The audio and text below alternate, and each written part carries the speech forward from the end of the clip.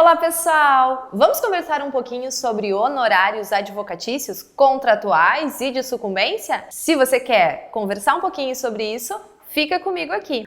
E antes de mais nada, já deixa teu like, te inscreve no canal e ativa as notificações. Assim você fica por dentro de todas as novidades.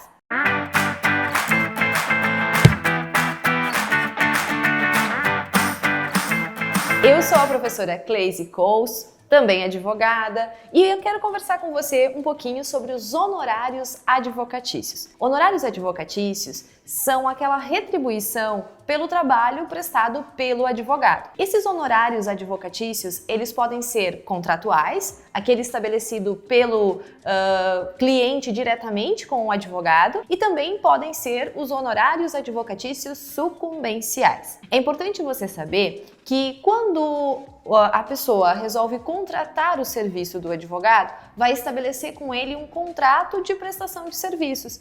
E então serão estabelecidos os honorários, a retribuição pelo trabalho prestado. Esses honorários, eles são fixados de acordo com a tabela da OAB.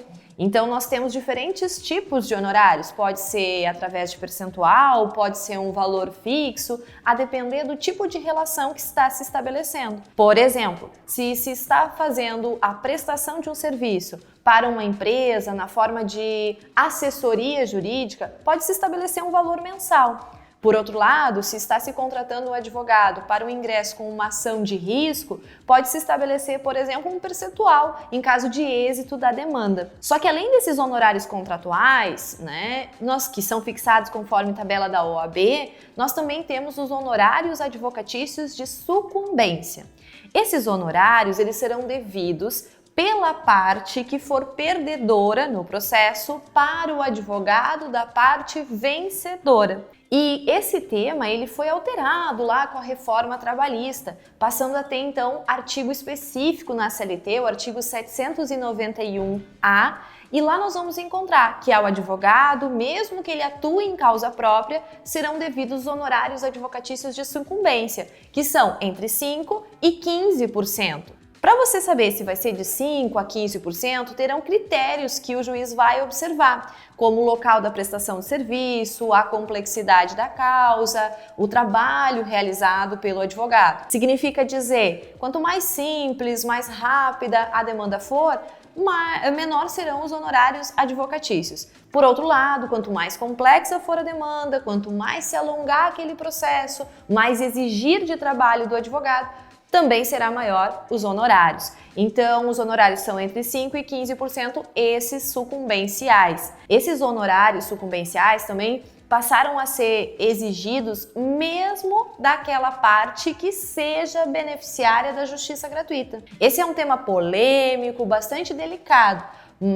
Estamos aí ainda aguardando decisão do STF a respeito desse tema, que foi questionado em razão de uma possível inconstitucionalidade. Mas o que temos em vigor, de acordo com o artigo 791-A, parágrafo 4º, é que o beneficiário da justiça gratuita, aquela pessoa que pede esse benefício justamente por não ter condições de estar em juízo, sem prejuízo próprio de sua família, por ter uma remuneração pequena, essa pessoa, se ela tiver créditos naquele processo ou em outro, ela poderá, com estes créditos, fazer o pagamento destes honorários advocatícios de sucumbência. Agora, se esta parte ela não tiver créditos e ela tiver o benefício da justiça gratuita, aí então os honorários são devidos, mas eles ficam em condição suspensiva. Significa dizer que durante o prazo de 2 anos, se a parte voltar a ter condições, melhorar a sua condição